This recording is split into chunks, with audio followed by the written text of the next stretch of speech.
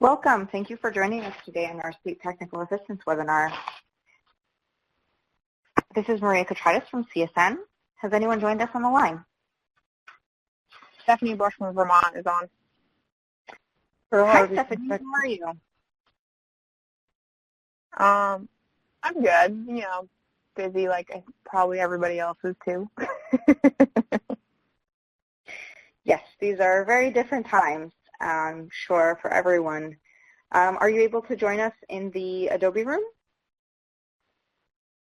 Oh, I thought I already had it. Yeah. Okay, great. Has anyone else joined us on the phone line? Carol Harvey, Texas. Hi, Carol. How are you doing? Good. Thanks for joining us today. How's everything going in Texas?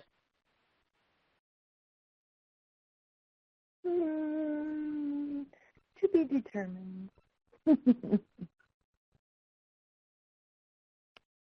Yes. Very trying times we live in. Are you able to answer some of our polls at the bottom of the screen? I already did. Great. That's fantastic. Has anyone else joined us on the line?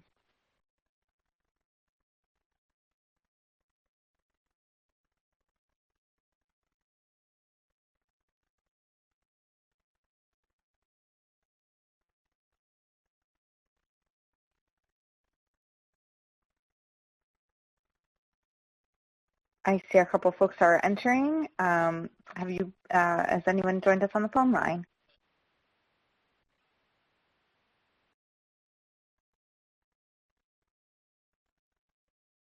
Well, if you have joined us, welcome. We have a couple of poll questions at the bottom of our screen. We're just waiting for a few more minutes for some folks to join us, and we'll get started. Who just joined us on the line?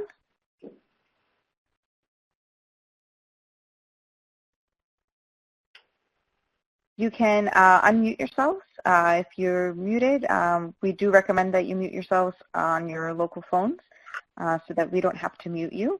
And then you can unmute yourself at any time to say hi to us. I see some folks typing into the chat to introduce themselves. If you want to say hello, you can unmute yourself and say hi.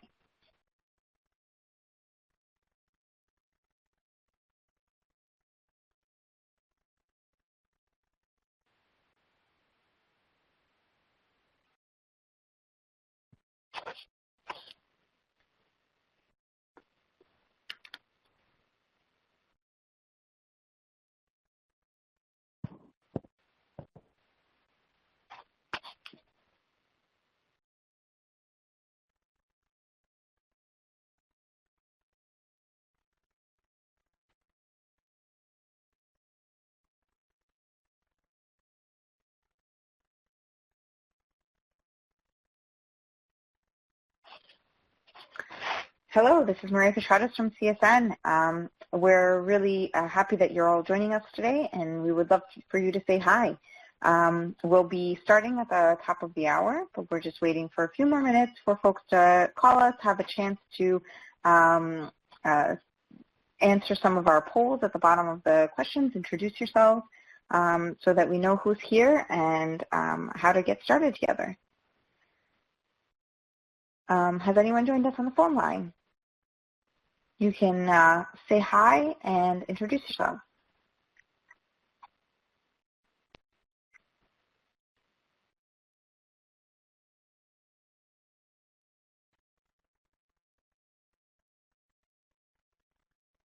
I see a number of familiar names and some new names that are joining us today on our attendee list. It's very exciting to have you all with us. And we understand that these are very different times for many of us working in public health, and we really appreciate your time and effort in joining us today.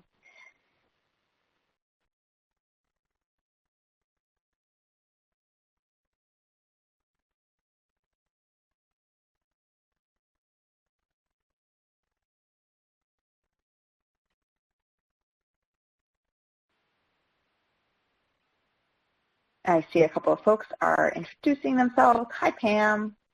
Thanks for joining us. And Brittany Willis from Tennessee. Sim Reynolds from Nebraska. Justin from Washington. Thank you so much for joining us today.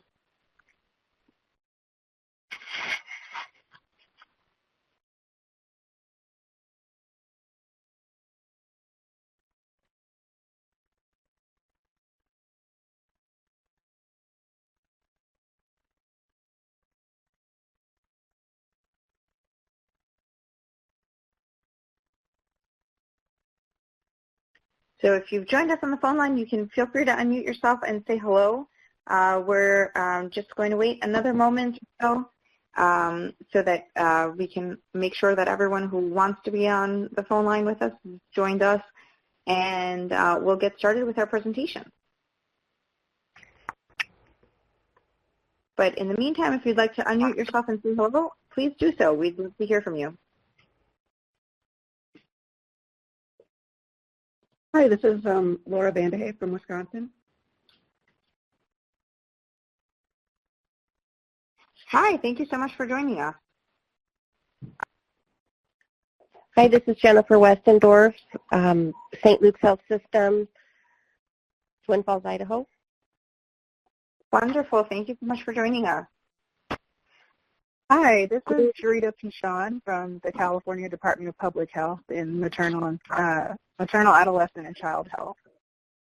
Wonderful. Thank you so much for joining us today.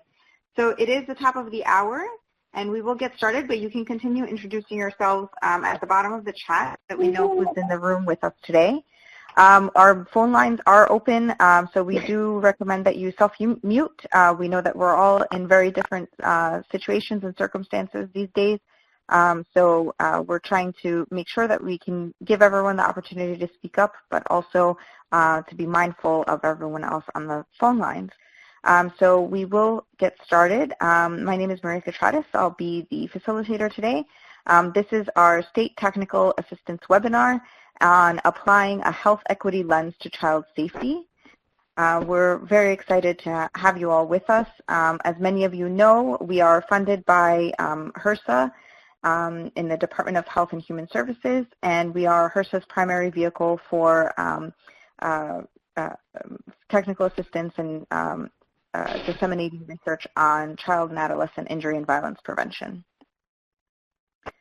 Some technical tips. The audio is only broadcast through the phone line, so please mute your computer speakers so we don't have any interference.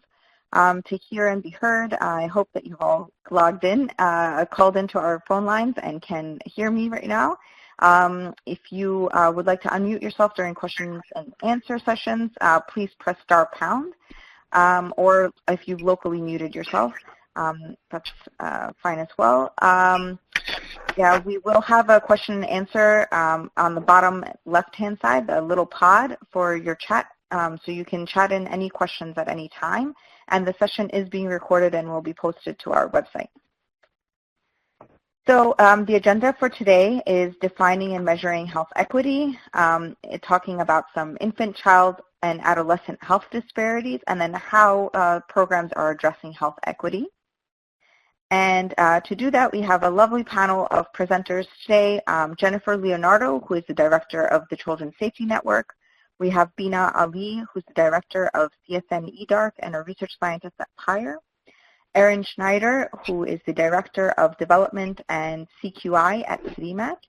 And Abby Collier, who is the director of the National Center for Child Fatality Review and Prevention. So without further ado, I will hand this over to Jennifer. Thank you so much. Thank you, Maria. Hello, everybody. I'm going to start off talking about the definition for health equity and how we measure health equity. I saw in the poll that you just participated in that about half of you are somewhat familiar with health equity. Half of you have a higher level of familiarity, and all of you are focusing on health equity as a strategic priority. So this is great. Okay, so there are different definitions out there, as I'm sure some of you have already figured out from different organizations, but they're aligned and similar for the most part. This one in front of you is from the Robert Wood Johnson Foundation, and health equity means that everyone has a fair and just opportunity to be as healthy as possible. This requires removing obstacles to health, such as poverty, discrimination, and their consequences, including powerlessness and lack of access to jobs with fair pay, quality education, housing, safe environments, and health care. So this slide I find very illuminating. You can see on the top strip, that's equality, where everybody is getting the same bicycle, but you can see that people have different needs. And then below it, on the lower strip, you see that it's equity. And so it's really fair and just for the different people here.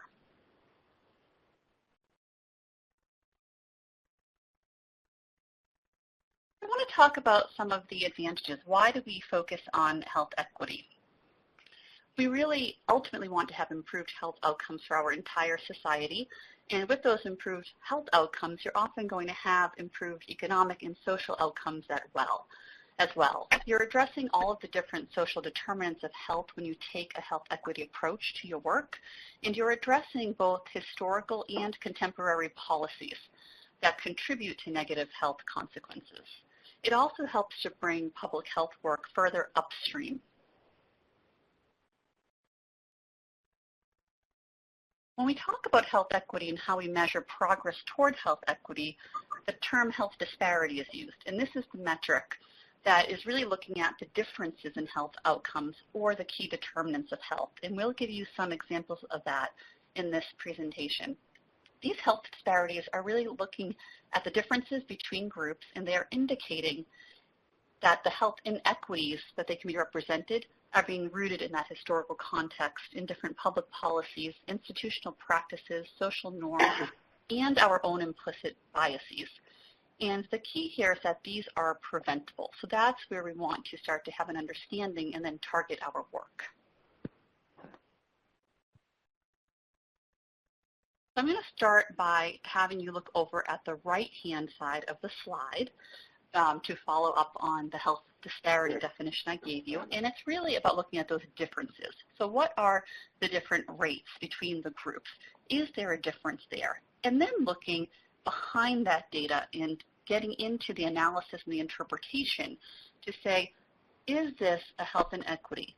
So what is happening here? Has it been unfair or unjust that you're seeing this data? Is that disparity in those rates due to differences in social, economic, environmental, or healthcare resources? So that was a very brief introduction to the definition and to how we measure inequity. And I just want to stop here for a moment and see if there are any questions. Okay, if you do have questions at any time, please just go ahead and put those into the chat. And now we're going to get into a deeper discussion and show you some of the data. I'm going to hand it over to Bina. Thank you, Jennifer. So this is Bina Ali. I'm the director of CSN EDARC, which stands for Economic Data Analysis Resource Center, and we're operated by PIRE. The Children's Safety Network is working to keep health equity a strategic priority, and we weave it into our daily work and prioritize it at the national level and also when we work with the state health departments. Can we move this? Okay, just wanted to get rid of that arrow. Thank you. Okay, so as you all may know, the CSN's goal is to prevent child and adolescent injuries and promote child safety. Our objectives relate to National Performance Measure 7 that aims to reduce childhood injuries that we see in fatalities and hospitalizations and emergency department visits. CSN goals also align with Healthy People 2020 goals. The injuries and violence affect everyone. Preventing injuries in high-risk groups could help us achieve health equity that we see in injuries. As such, we're working to reduce child injuries, and at the same time, we're also trying to understand where and why we see the differences. So what I would like to do is share some data with you on injuries and highlight where we're seeing the differences, and then take a closer look at why we see those differences. So this graph, This table comes from the CDC website. It's the 10 leading causes of death by age group, and the first few columns are for the younger age population. So when we look at the leading causes of death by age group, what we notice is that unintentional injuries are higher for children, adolescents, and adults, so those are the ones in blue on the top. Suicide is also high among adolescents and young adults, and those are highlighted in green here. Homicide is one of the leading causes of death for children and adolescents, and those are in red. So when we explore the data to understand within group differences, like rates of suicide in adolescents who live in rural areas versus urban areas of the country, we begin to notice health equity issues that are related to their access to health services and resources. We also look at non-fatal injuries. So this is a graph that shows injury hospitalizations by age. So hospitalized injuries are the most severe of non-fatal injuries with serious consequences. The non-fatal injuries result in children missing days from missing school days and parents having to not go to work to take care of their injured child. In worst cases, child injuries also result in temporary or permanent disability that affect the child for the rest of his or her life. So this graph shows the distribution of injury hospitalization by age. We see that injuries are not spread equally across all ages. Injuries that require hospitalizations are highest in the first few years of life and then in teens. So injuries due to unintentional poisonings, unintentional motor vehicle traffic crashes, suicide or self-harm are the ones that really stand out when we look at deaths and non-fatal injuries in children and adolescents. And these injuries represent about half of all fatal injuries and 1 in 3 injury-related hospitalization in this population. And other injuries that we notice here in green bars, those are things like falls, assault, fire burn, being struck by against. And these injuries relate to social determinants of health as well. We see injury differences across race, ethnicity, sex, socioeconomic status, sexual identity and orientation, urbanicity, health literacy, and disabilities.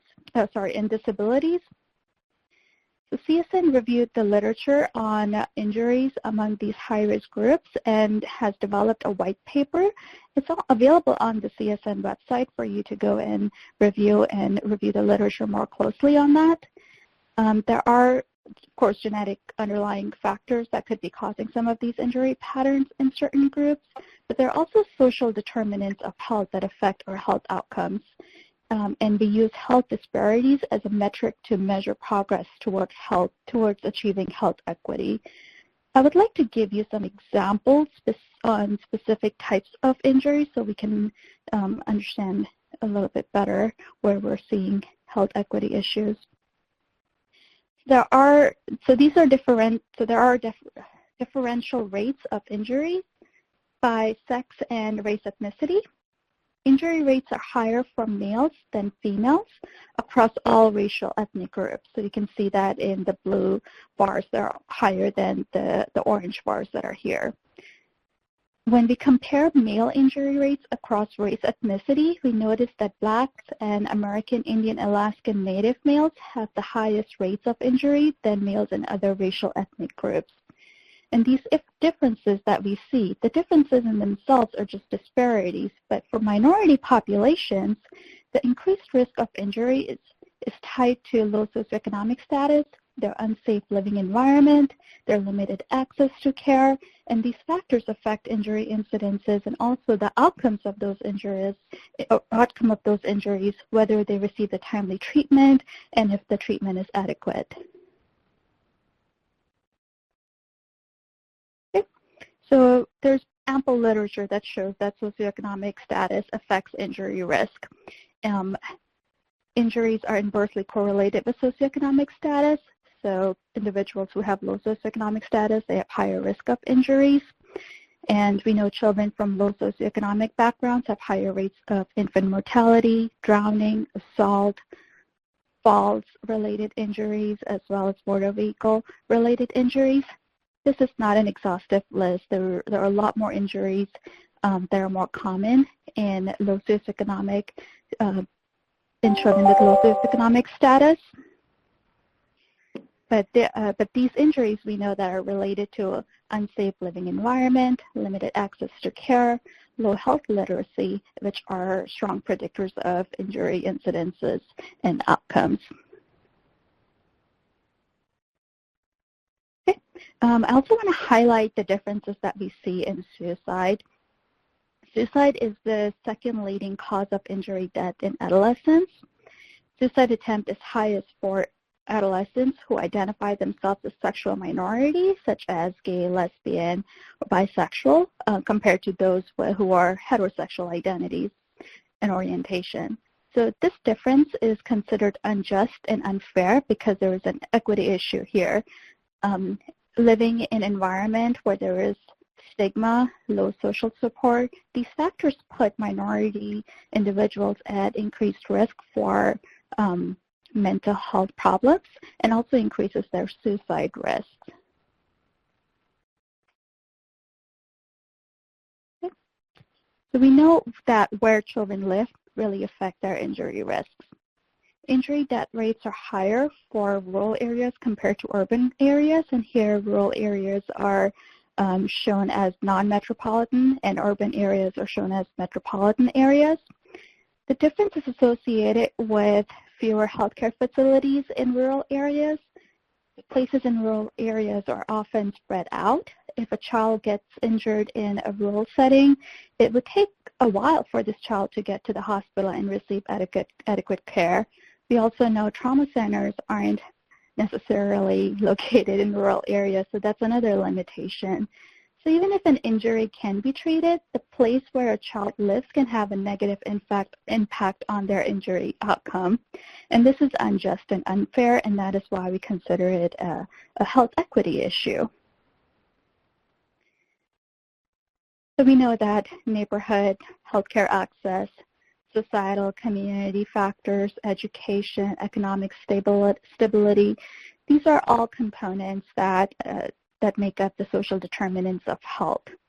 You know, the burden of injury experienced by socially disadvantaged populations is preventable if we can spend more time and try to understand the historical and contemporary public policies, institutional practices, and social norms that are affecting these social determinants of health. And then we can focus on modifying the practices that would promote health equity. I want to pause here and see if we have any questions at this point before I move on to the next section. Bina, it looks like we have a question from Carol Harvey in Texas. She wrote, Okay. I'm not sure if I understand how the number of hospitals available in a rural setting increases the rate of injury. Could you explain a little bit more? Sure, let me go to that slide.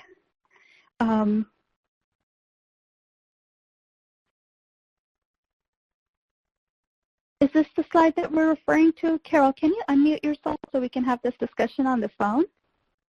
Yes, so that is the slide. I find it curious of this rate anyway, but when you were talking through it, you were like, part of that's because they're further away and the hospitals are further away, which doesn't in my brain factor into the injury rate. Now the recuperation rate would definitely make sense to me regarding hospitals and that type of thing. But so I guess I'm trying to understand if you said if we got more hospitals in rural areas, the rates in the non-metro areas would go down? So let me, and I'm sorry, this part wasn't clear. So usually what we see is that places are more spread out in rural areas. So for a child who gets injured, in order for him or her to get to the hospital and seek the treatment on time, it would take a longer transportation time because the places are so spread out, and they may not be able to get to the hospital or the ED immediately as soon as the injury occur, and they may have to wait several hours sometimes to get to the doctor to get treated for their injury. So being in rural areas adds additional level of barrier to receive timely treatment. That's what I was trying to say.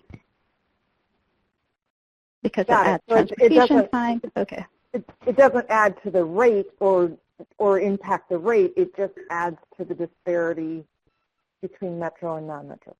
Did I get that right? And then this graph is this is the fatality rate. So these are actual deaths, and we see the deaths are higher in rural areas compared to urban areas. And one of the reasons why deaths are higher in rural areas is because if the treatment isn't received in a timely manner, then they turn out to be more severe, or the person may die, even if the injury could have been treated. If they had isn't it also true that there's less kids? So if one child gets severely injured, the rate goes up. Prosciutto and melon. Maybe something else? If you want to go. I'm sorry, we're getting some interference. Please, if you're not speaking, please mute yourselves. Thank you. That was funny. Yeah, so this is just looking at rates per 100,000. So even if the numbers might be different, the rates would take into account the population in that setting. I guess I asked because in Texas we have a couple of counties that are fairly sparse in population. And so one suicide, forgive my phrasing of this, it really jacks with the rate fast. So when you look at a metropolitan area where there's millions of adolescents, one suicide doesn't impact that rate as dramatically as it does in non-metro areas. So, anyway. Yeah, and that's why we look at rate per 100,000. So these are rates per 100,000 population of youth. And you said death as well, correct? Excuse me? Deaths, yes. This is injury death rate. That is correct. So if a child is injured in a rural setting or a not metro area, they are more likely to die because of all the things you talked about, correct? Yeah, those partially contribute to those, and of course the severity of the injuries and how the injury occurred, those would also be factored into that. But this is generally what we see from the data that is publicly available. So this comes from the fatality statistics, the vital statistics that we use to monitor injuries. And Carol, what you have raised is a very interesting point, and I would love to also sit down with you and look at the rates that we see in Texas and try to make a better sense of what we're seeing in Texas and how that relates to the injuries that are being found there.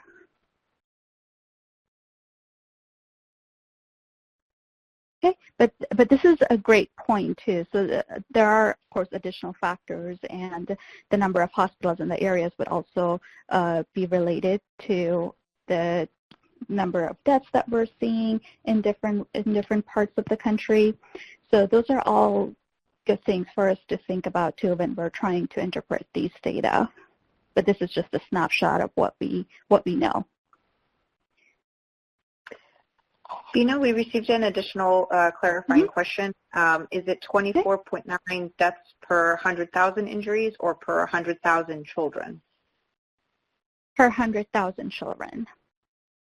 That's a good question. Yes. Great. Thank you so much for clarifying that. Okay. Absolutely.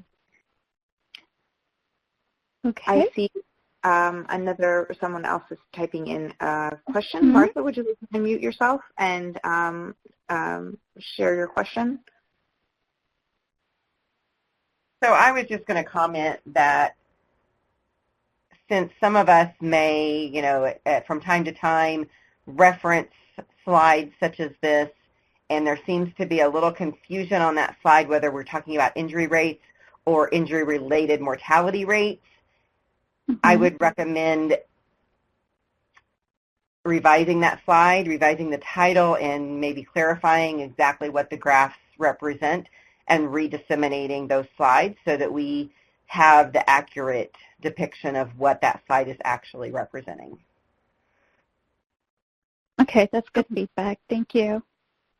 Yep, we will be posting the recording and materials on our website, so you can always check back on our calendar and our main CSN page for that information. Thank you for your feedback. Great. So Bina, I think we can move on to the next section. Okay.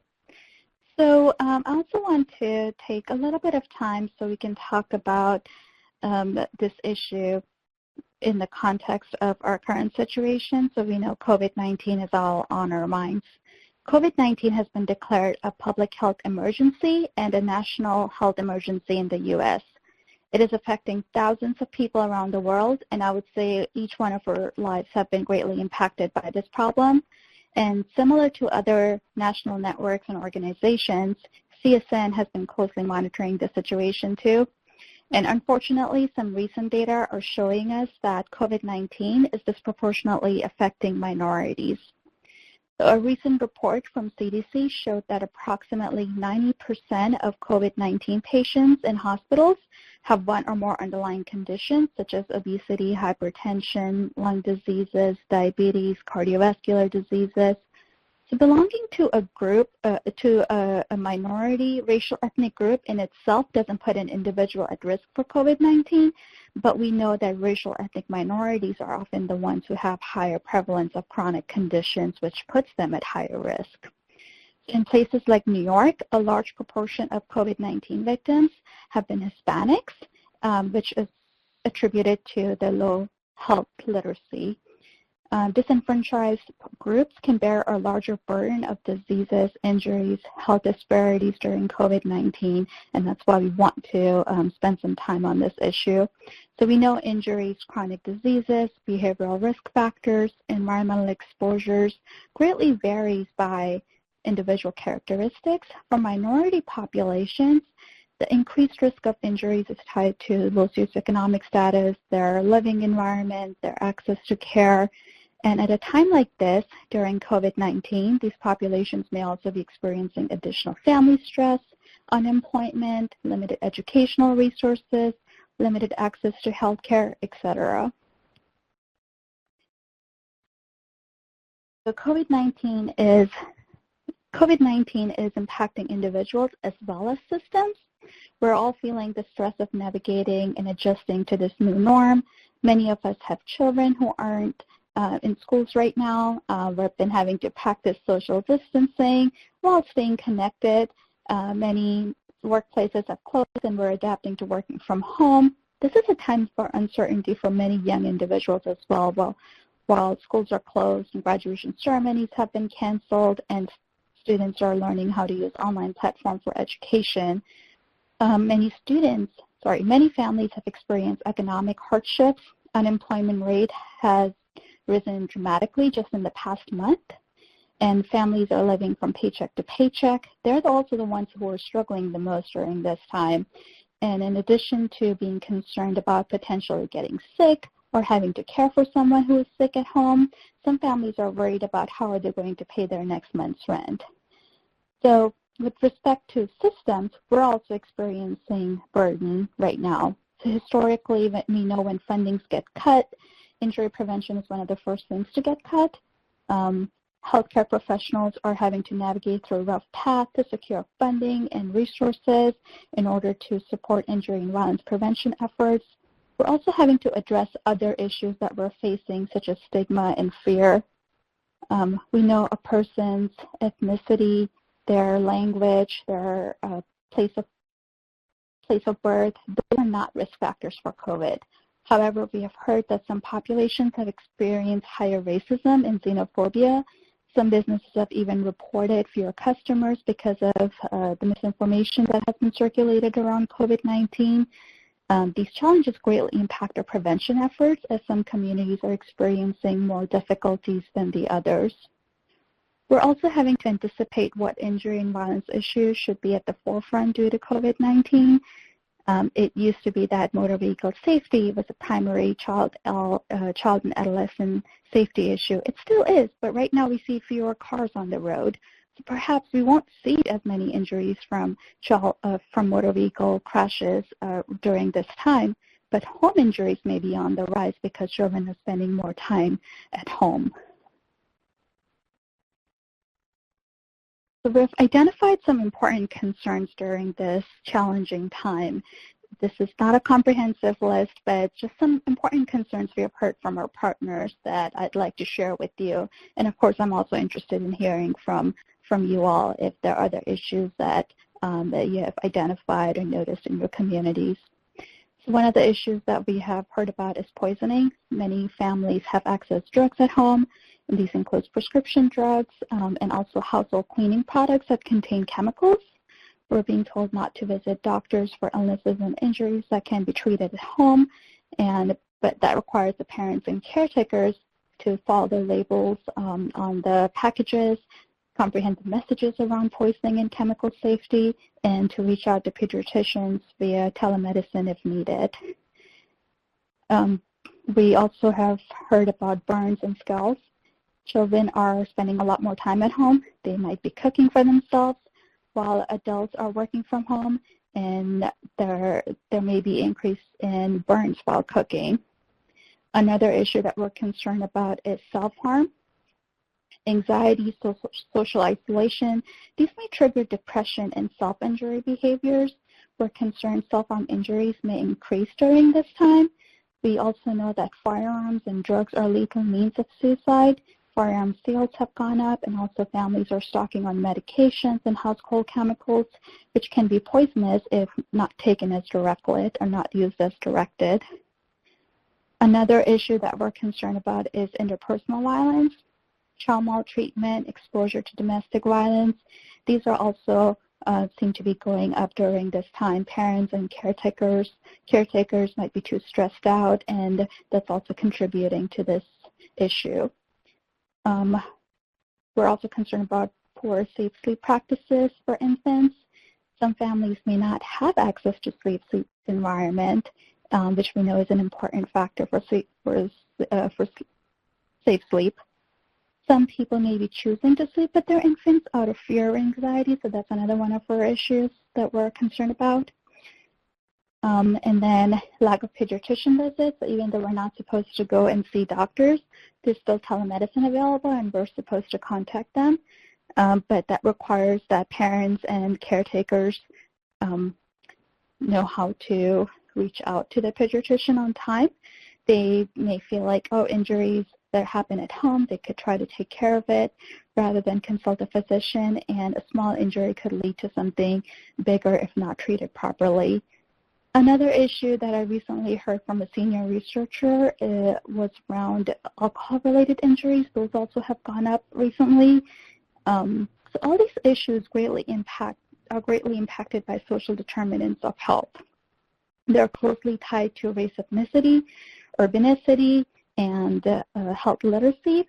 At-risk populations in need of healthcare clinics, domestic violence shelters, medical health services aren't the ones receiving these services right now. In addition, not having fast and reliable internet access may be affecting how and when people receive the information.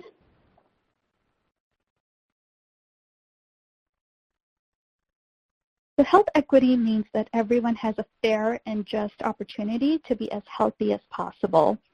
During COVID-19, we're practicing social distancing, struggling with limited resources, and dealing with increased stress. Now more than ever, we're relying on community support to address mental and physical health, especially among those who might be experiencing disproportionate burden of injuries and negative outcomes due to COVID-19. So these are some ways that different resources have been pulled together to identify how to deal with COVID-19, but I do want to highlight one example from California. The health departments and community members there noticed increased incidences of physical, verbal, social, and economic discrimination against Asian Pacific Islander in the community. To address this problem, Public Health Alliance of Southern California convened the Equity Subcommittee to help support local health departments in advancing a welcoming and inclusive framework within their jurisdictions and across Southern California. So in public health, we care about safety of all people in our communities. addressing misinformation, developing supportive networks, and promoting health at this time can make a larger impact on our overall health and well-being of people in our communities, and this includes children and young adults whom we care about. What I'm going to do is post the link here to that resource that I just provided example of, and in addition to that, I'm posting a Safe States link that includes blogs, articles, web events, tools, and other resources on violence and injuries that we are seeing at home during COVID-19, and we're hoping that you will find those useful in your work during these challenging times.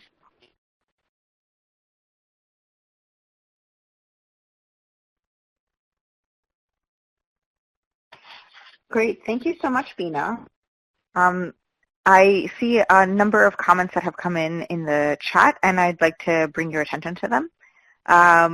One in particular was about the potential decrease in motor vehicle traffic-related injuries, but potentially an increase in pedestrian injuries as a result of folks walking by the highway where there are no, or in areas where there are no sidewalks because the parks are closed.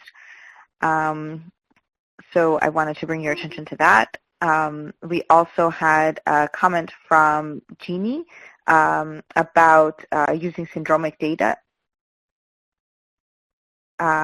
to assess what's happening. Hey, I am back. I apologize about that. That was so odd, but the timing was I'm perfect. so sorry. That's okay. Okay, so highlight. Yes, go ahead. Just want to remind folks I posted a couple of links. One is on the example from California that I shared, and the other one is a Safe States resource webpage. But I also wanted to, I know there have been some chat going on, so let's go back to that. But when we were doing introduction, there was someone from California, and I believe their title was Health Equity Specialist. So they may have more information too if they want to unmute and speak up and talk more about the work that's been happening in their state.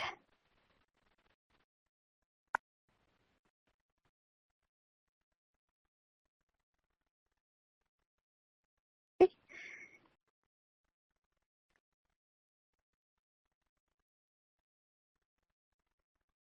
Great. Okay. And of course, if there are questions, please feel free to unmute and ask. Can you all hear me?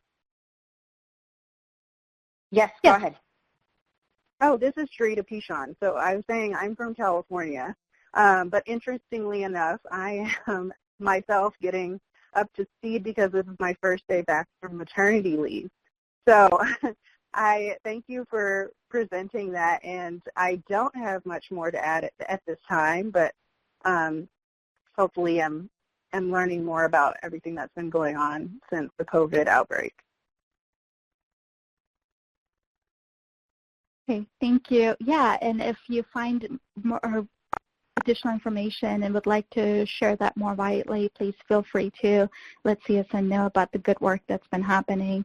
Other states, are there other concerns or issues or programs happening that you'd like to share with us, share with the group?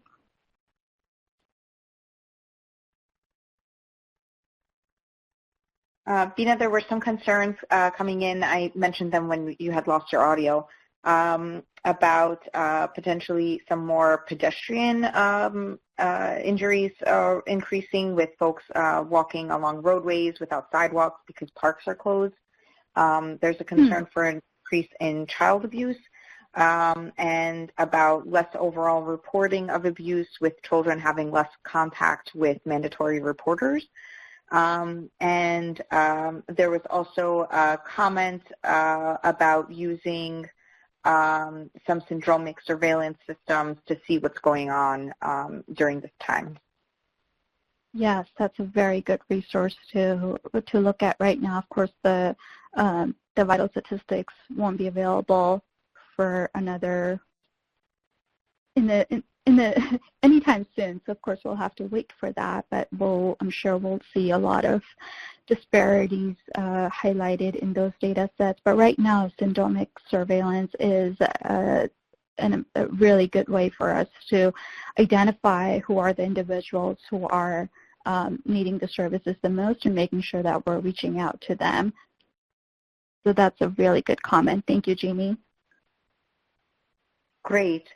Okay, so I think we'll move on to Jennifer's discussion, and if anyone else has anything that they'd like to share, you can continue sharing in the chat function. Okay, Jennifer, here you go. Thank you, Maria. Thank you, Bina. We are now going to start to get into the question of where do we begin? How do we promote this work that all of you put into the poll that you're working on, which is great. We're going to have some discussion questions, and then we're going to provide some organizational level examples and then ask you what you can start to do in your own organizations. So I know we just started this conversation at the end of Bina's presentation, but having my facilitator cap on, I know sometimes there are quiet people in the room, so maybe texting in some of your concerns can keep this discussion going a bit. So on the left-hand side, what health equity issues are you concerned with in your state, and how are you responding to them?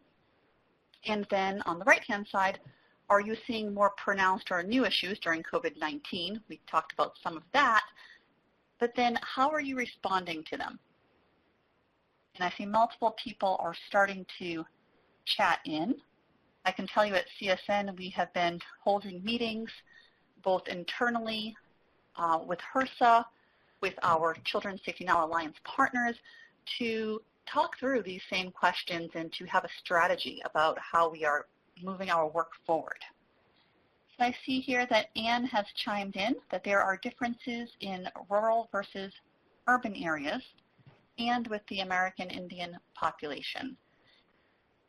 Anne, could you chat in a little more detail, or do you want to unmute your line and tell us about some of those differences that you're seeing and some of your response to it? It seems like you've done the data collection and some analysis, and I'm wondering if you have some strategies or interventions going forward. Okay, this is Anne. Can you hear me? This is all new. You're very clear, Anne. Thank you. Well, how about that? You know,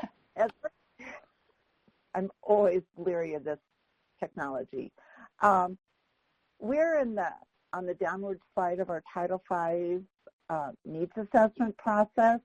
And when we began the process a couple years ago, we did it with the lens that here, and I'm in Montana, we have such a huge geographic area, and we have areas of the state, we call them urban, but they're more densely populated than our more rural areas. Yet in the rural areas and across the state, we have our NCFRP population, and so in our rural areas,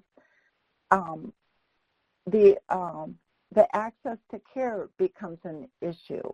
It becomes, you know, the whole ability, if you have to drive 300 miles to see, and I'm not exaggerating here, if you have to drive 300 miles to see a mental health provider because you're suicidal or you have some major mental health issues or your child does, I mean, that's a huge lift for that parent. I think, and just to bring it full circle, we are working and expanding more our hotel health ability to provide care, but our challenge there is we have parts of our state where we still have dial-up internet, believe it or not, and we know how well that doesn't necessarily work. I think from our American Indian population, we're not alone that we have 7 land reservations. We have one tribe that was just federally recognized that does not have land, but yet they're all sovereign nations. But yet they're part of our whole NCFRP population. And our needs assessment has seen huge disparities. I don't need to go into details about our infant mortality rate. It's higher among our American Indians than it is among our white people in the state. Again, it's challenging to really work with our American Indians. It all boils down to establishing a really healthy relationship with them, which can take years of building up the trust between us as a state agency to them as their own entities. When it comes to COVID-19, I think it's just too soon to see any real data. I think anecdotally what we are seeing here, and somebody mentioned it, is the reporting to our child abuse hotline. One of the articles a couple of weeks ago was it went from 600 in a week down to about half as much after COVID-19 hit. So I think moving down the road a ways, we're going to see the rest of the impact of COVID-19. So does that kind of help? That was wonderful, very interesting, and I can certainly appreciate the challenge that you just spoke of with the 300-mile distance to have to travel. And it's, you know, encouraging that you can use telehealth, but I can certainly appreciate that that's one intervention, and more work and partnerships are really needed for a problem that complex.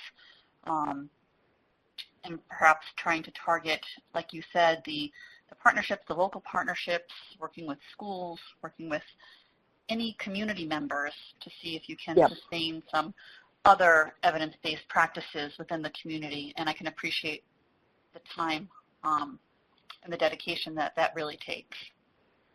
Well, thank you so much. Okay, take care, everybody. Thanks, Anne.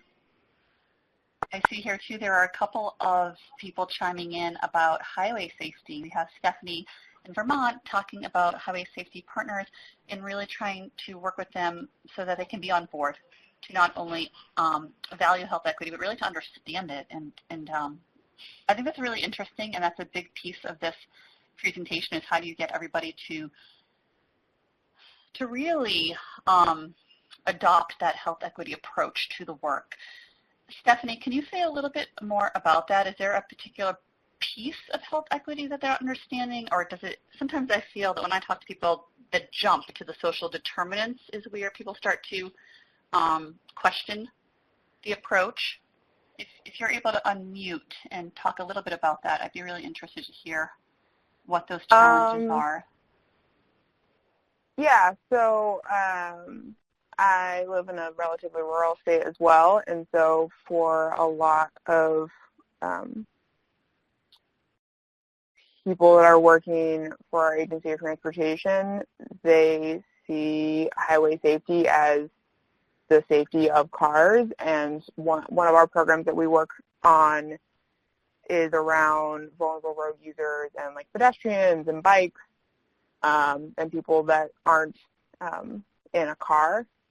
And sometimes their philosophy is, well, they should just get off the road then. So I think it's understanding, so thinking about highway safety as everyone that's using the road, and thinking of like active transportation and all of that. And we do have like health and all policy and some health equity stuff for that is kind of more at the leadership level of highway safety related partners, but that doesn't always trickle down to grant managers that are approving or denying our applications. Right, interesting. Do other folks on the call have some ideas, or have you tried some approaches in your state? I know Carol over in Texas also has been talking about motor vehicle injuries. But if others have suggestions for Stephanie, we'd love to hear from you, or have you type that into the chat. Great. I see here, Justin, I love that comment in Washington that your intention is to view all of your health issues through a lens of health equity, and that it's a real value that you embody. I think that's a great place to start with the work and to embed that value into your culture. And then looking over at COVID-19 and seeing more pronounced issues, I do appreciate that the data is, in some places just starting to indicate possible issues. In other places you have more data. We know that it'll take a while to have comprehensive data available. But Carol's saying not more pronounced, but motor vehicle injuries haven't been going down as much as expected. Well, that's interesting. Carol, is that because less people on the road, so you were expecting those injuries to go down because of that? I know other people have been saying teen drivers are off the road, so. Well, you hope that teen drivers are off the road. But I guess I'm looking at it more from the young adult standpoint. And I think that some people who have to be out there are thinking they can speed. I think I heard somebody else say that. It's like, oh, less people on the road, I can go faster. And we're not. Anyway, we haven't seen the decline that we initially had thought would be present. Yeah, I can appreciate that. Thank you. So a couple of other things here related to motor vehicle and COVID. I see in Nebraska, Mayor Reynolds talking about speeding being on the uptick and crashes remaining high despite fewer miles driven. So also seeing a motor vehicle challenge there. A couple of other things. Rhonda over in New Hampshire, yes. I feel that in almost every partner meeting that I've been in, the concern over unsafe sleep has been raised, and we do have a newsletter coming out soon with some checklists available from partner organizations to talk about unsafe sleep and reminders of when you're quarantining, how do you keep infants safe in your home. I'm going to read off a couple of more for the sake of time, and then we're going to move on to the next slides and some examples. I want to talk about bouncing back over to the left-hand side. Thank you, Terry. Terry has just shared with the group that they have a health equity committee in training for all division members. And they're also looking at policy for contracts. Terry, I'm going to call on you in just 1 second. I want to bounce over to the right-hand side to a related comment from Missouri. Martha, thank you. From the life course perspective, you're concerned about long-term and short-term impacts related to socioeconomic status.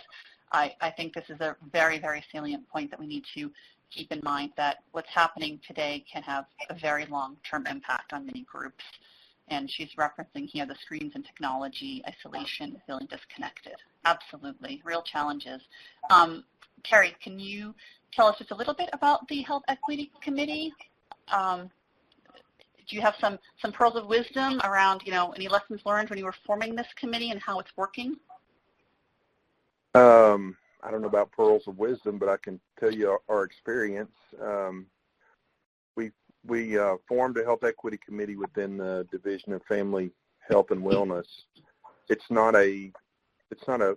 just in our division, which is a pretty large division in the health department, but the committee was charged with assessing where we were as a division with regard to our practices, how we decided each section chief was asked to look at how how decisions were made for allocating resources. And the good news is that most sections were doing really well in terms of basing their program decisions on data. But there's going to be room for improvement. Another effort that we undertook was to educate all division members. First assess with using some information from Vanderbilt, who had done this effort before us, and assessed each one individually, had everybody self-assess where they were with knowledge and attitudes about health equity, and then we had some face-to-face training all that training was worked into our work plans. So far so good. We're almost at the end of the first year of the effort, and we are continuing to look at our contract policy to ensure that that those contracts are awarded in equitable ways. So yeah, we feel pretty good about that progress, but we have much more to do before it's all over. One thing that I'm working on as part of my committee membership is we're trying to give awards for individuals and for sections who do something extraordinary around health equity. So we're building a reward program internally, and then at some point we'll have a reward program for the people that we contract with for external partners. So that's what we have going on. Thank you, Terry. I think that's really wonderful. It sounds like you have a real process over time, which I would encourage. This real learning, integration of learning and application takes time, and I love that you're doing the recognition system. I think it really demonstrates the value that you're placing on it. Okay, I'm going to move us along here. So this slide is really highlighting for you that in order to promote health equity and be effective, you need to take a systems perspective. You can be working at all of these different levels, the individual level, the institutional or organizational level, and then the cultural level. And I encourage all of you to think about a possible step for yourselves, for your teams, to look at some of the individual level. There are some really nice online resources out of Harvard that look at implicit biases, but there are some nice exercises out there that you can do and conversations you can have to start at that level. For our time today, the remainder of the time, we're really going to be focusing on this organizational or institutional level and giving you some examples from what CSN is doing and then what the National Center for Fatality Review and Prevention is doing, and then what CityMatCH is doing to share that with you, hopefully encourage some ideas. So for the Children's Safety Network, we have health equity as a team value and a strategic priority, and we try to think about how we promote this work as a national resource center. So we know in order to have a working knowledge, we need to start with our internal team members. We need to create opportunities to deepen our own knowledge and then also our skill set.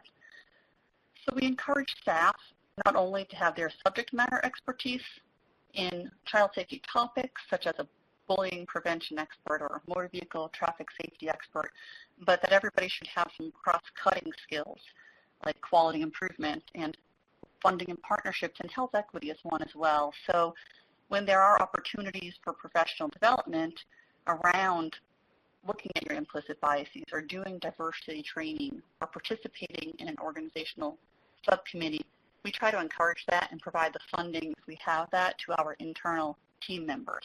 So those are some things that we do with our team. We also embrace different types of knowledge and experience because we have diversity that we really respect on our own team. And so hearing from different people is always really helpful too. Then with the Children's Safety Now Alliance, this is an alliance of injury prevention leaders and experts from national organizations, federal agencies, state health departments, hospitals, and universities.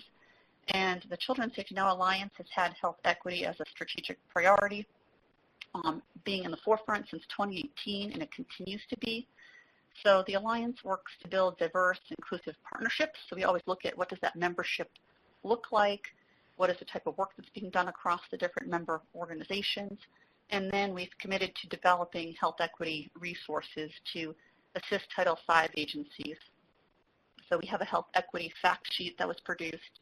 There was a health equity webinar, and then moving forward, we're going to look at coming up with an environmental scan and some online education resources around that. So that's a sneak preview of what the Alliance is currently working on. And then in terms of working with all of you, all the Title V agencies, we're available to any Title V agency to provide training and technical assistance, webinars such as this, and then some of those resources that I mentioned to you. They're here on the slide.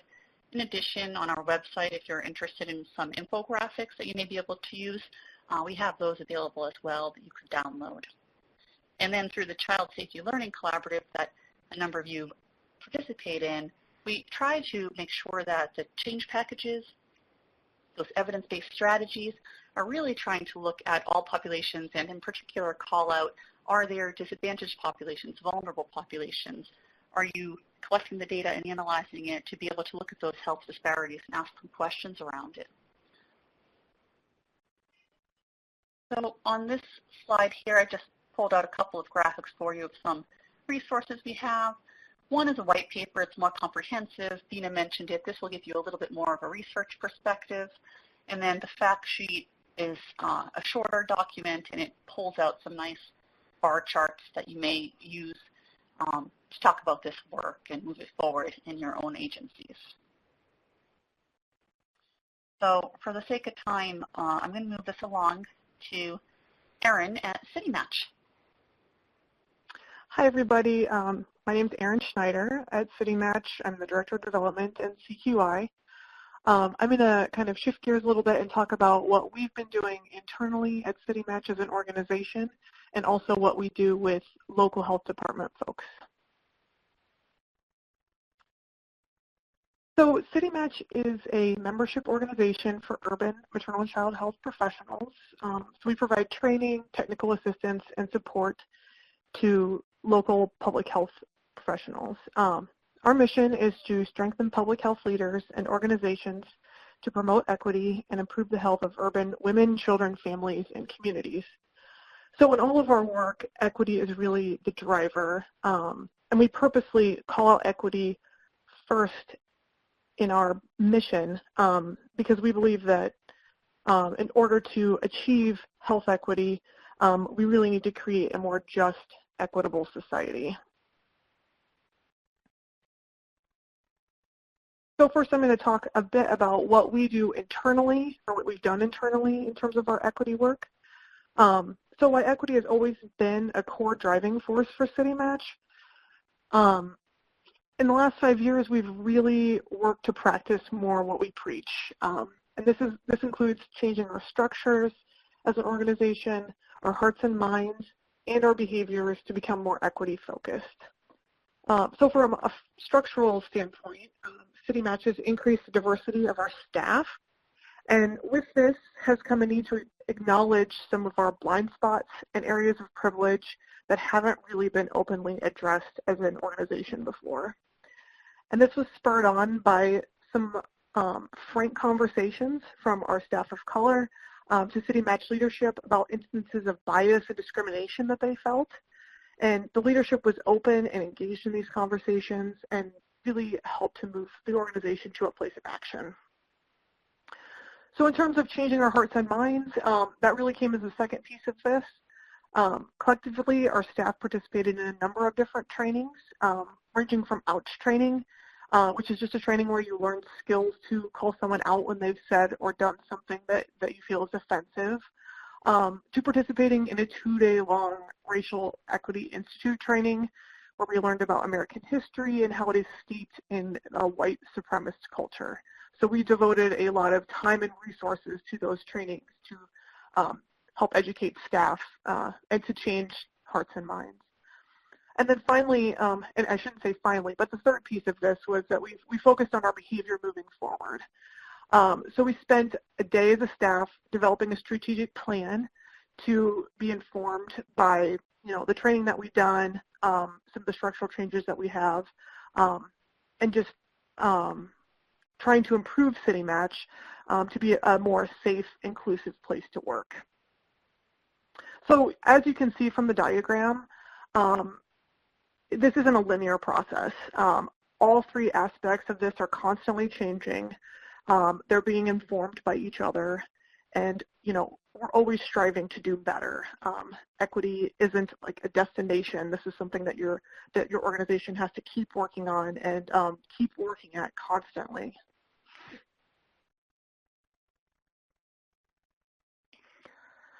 So we also, like I said on my first slide, we work with local health departments. So, we've done all of this internal work to try and address some equity issues within our organization to better serve our members who are folks working in local health departments. So what we usually do with our different programmatic initiatives is we use this ready, set, go model that you see on the right. So in the ready phase, the ready phase really consists of teams. We work with teams of health departments for all of our projects. So the team's looking and acknowledging the role of race and racism in the current state of public health in their communities. And that, we meet health departments where they are. Some health departments are going to be more comfortable talking about that. They'll be able to talk about that internally and out in the community. There's other folks that's not going to be on the table yet, and they have to kind of work toward getting there. But we really meet folks where they are so that they're able to acknowledge the role of race and racism in the work. In addition to that, we work with health departments to build their coalitions and look at the folks that are at the table. So who are we leaving out and why? What organizations aren't present? You know, why aren't there community members on your teams? Things like that. And then, of course, the basis of all this as well is to looking at data. All of the things we do are data-informed and community-driven. So using the data to make informed decisions, but also looking to community to help also inform it. So then the set phase is including community engagement more and emphasizing the importance of having meaningful and not token community representation at the table. This community engagement should help with the selection and implementation of the programs.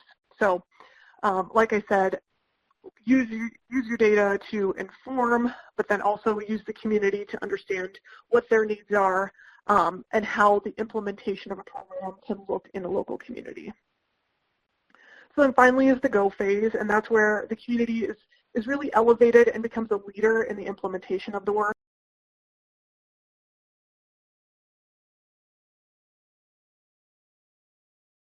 All of the updated information that we now have regarding all the various social determinants and various implications around health equity and social justice. So I'm wondering, has there been any conversation around updating the game or even just updating the cards to include some broader considerations that have come to light since the game was originally developed? Hi everybody, this is Erin again. So thank you for your question, and just to give other people some context, so CityMatCH a number of years ago created a life course game which really uses life course perspective to take you through kind of like a game of life where you receive a birth certificate and you either have a life where you can go through as, you know, a white baby in a middle-class family, or maybe you're a baby from a family where they're living in poverty, or various different scenarios. Anyway, it really emphasizes the life course perspective and understanding how the life course perspective can be applied to public health. So to your question, we have received this feedback, and we had done a bit of updating in terms of looking at adolescents and using and putting some of that into the life course game. But we haven't tried to do it lately to update the game, only because, as you all know, we created that with specific funding, and we haven't received that funding since. So yeah, but I think that's an excellent point, and actually would make a really great assignment for a future student. So I will note that, because I think that would be a really good project for somebody. Great, thank you. There was another question. Do you have feedback from your trainees on what they want more of, what worked well and what didn't? From a trainee, like our teams that we train, is that what you meant? Yeah, the question's from Jennifer. Jennifer, would you like to explain your question? Yes, hi Erin. I'm wondering about your own team when you're doing your internal training. Oh yeah. Yeah, so, you know, some trainings were, I guess for lack of a better word, easier than others. The Racial Equity Institute training, the 2-day training was very intense, and it was hard. And it was difficult for a lot of us. I didn't mention it, but we also did a racial healing circle with our staff, and that was also a very intense experience for folks to talk about previous harm, previous trauma related to their race, and just how that plays out in work and things like that. So I think we all agree that we want more of it, that we want to keep getting trained in all of these things. We want it to be better. we also recognize how emotionally difficult it can be, especially for staff of color. And, you know, we don't want to have people feel traumatized from it. So I think in terms of what worked well and what didn't, I think that we've really come together as a staff. We're a lot closer as a staff. And I think, I wouldn't say that anything didn't particularly work well. We just really learned to acknowledge that it can be very emotionally difficult and draining for folks, and people need time to process and to do these things, and it's not just a 2-day training and then we, you know, wipe our hands clean and move on. It's an ongoing thing for us. Great. Thank you so much, Erin. We'll move on to Abby's presentation now, but if you have any other questions or comments for Erin, please feel free to continue adding them to the chat, and we'll respond to you there. So without further ado, I'd like to introduce you to Abby Collier, who's the Executive Director of the National Center for Fatality Review and Prevention. Thanks, Maria. It's great to be here with everybody today. I just want to acknowledge that, like CSN, the National Center is funded by HRSA, and that we are so thankful for their support in this important work. As you may or may not know, the National Center for Fatality Review and Prevention, or National Center for short, is charged with supporting all aspects of child death review and fetal infant mortality review. And we do that through providing technical assistance as well as managing a national data system. The National Center is part of NCFRP, which is a Michigan-based public health institute. So I'll be talking first about our principles at NCFRP and how they impact our work at the National Center, and then I'll be talking about how we provide some training and support to fatality review teams around this topic. So I have to say I'm so lucky to work for an organization like NCFRP that has health equity and social justice as one of our 4 core values. So at NCFRP, everything we do is driven by those core values. And so one of the questions we get to ask ourselves frequently is, how does this help us achieve our value of health equity and social justice, which we define as seeking out what is unfair and removing barriers in order to achieve full health potential. So that is the umbrella that we are working under. Many of our agency measures are tied to our core values. So that includes things like merit bonuses, annual raises, the outcomes that go to our board and our funders.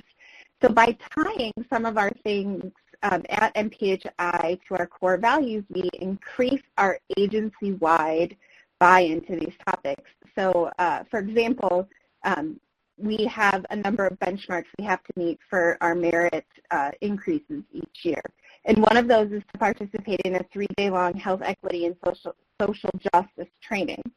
So for those of us that do programmatic work, we may have been motivated to attend this training just because. But now folks who are on maybe a more administrative side or in our financial resources group, our computer folks, they're now incentivized to attend this training as well. And the way it's structured is that as an agency, we have to meet these benchmarks. We're really holding each other accountable.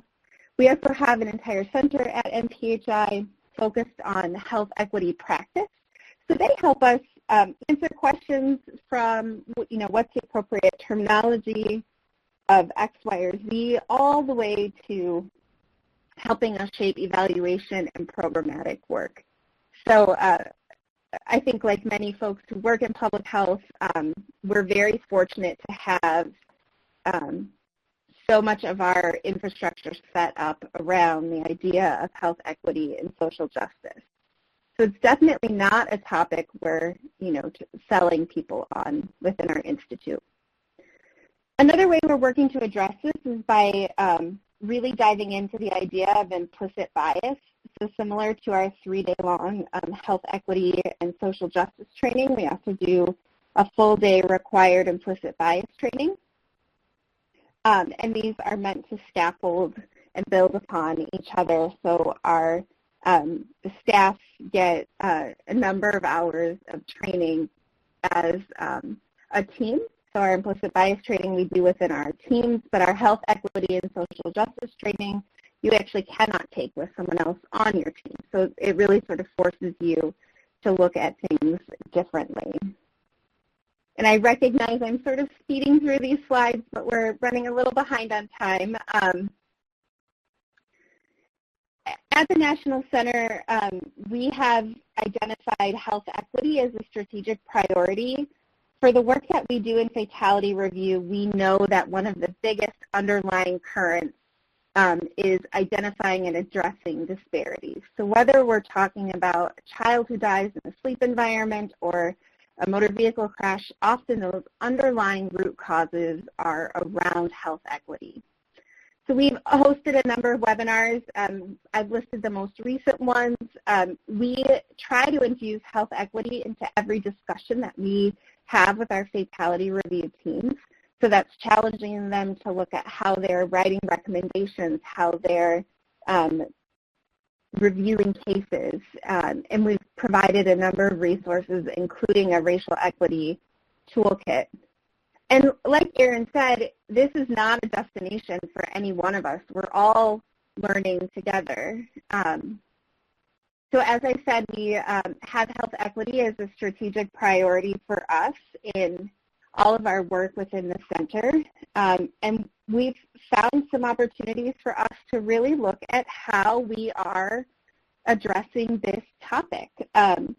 Recently, we've shifted some language to be more inclusive around childbearing. So instead of referring to everything as maternal, looking at childbearing language or caregiver. We've begun to address implicit bias within the review teams. We recognize we all bring our experience into that discussion. So really helping teams focus on making systems change recommendations instead of focusing so much on personal choice. So we've tried to frame it as, instead of saying what could that mom have done differently, looking at what could the system have done to support families more.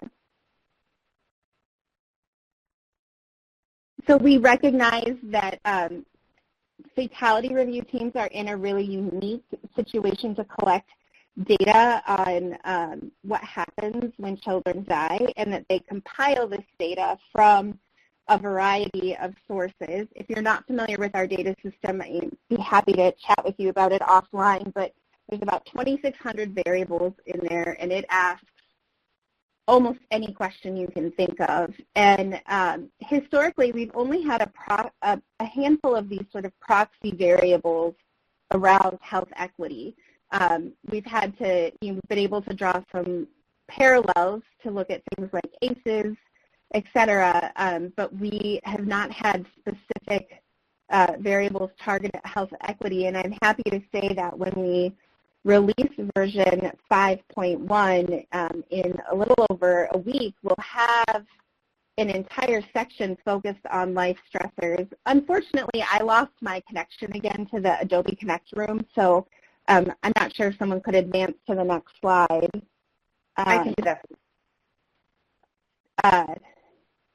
So in these life stressors, what we have really wanted to do is capture the things that happen around the child in order to look at what might those environmental influences have been. So we're trying to capture things like experience with racism and discrimination, poverty, looking at other things like what role bullying or cyberbullying or history of trauma might have played. And we're going to be asking these questions for children who are older. We'll be asking, the socioeconomic questions for all children and the other questions for children ages 5 and older. And we hope that what this will do is provide fatality review teams with that opportunity to really begin to dig into these root causes. We're also shifting the way we talk about recommendations, which I sort of touched on earlier, which is moving from what did the caregivers do to what did the system do. And I know we had thought there might be time for questions, but I recognize that might not be the case anymore. We have time for about a question or so. If anybody has a question for Abby, please, you can either unmute yourselves or put it in the chat.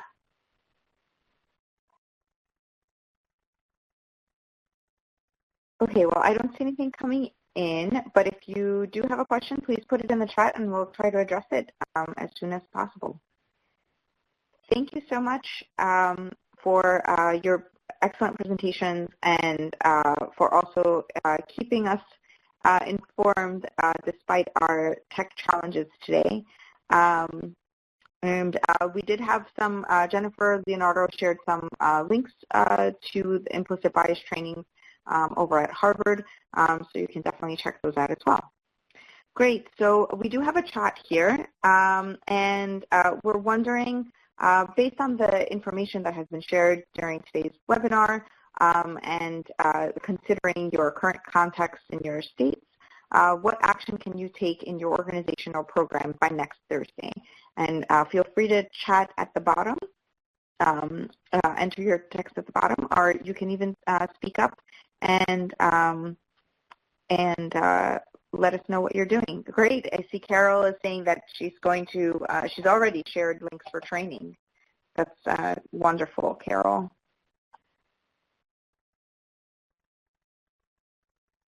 Great. Does anyone else have an action that they're planning to take in their organization or program by next Thursday? I see Jarita is typing. Jarita, would you like to unmute yourself and share what you're thinking?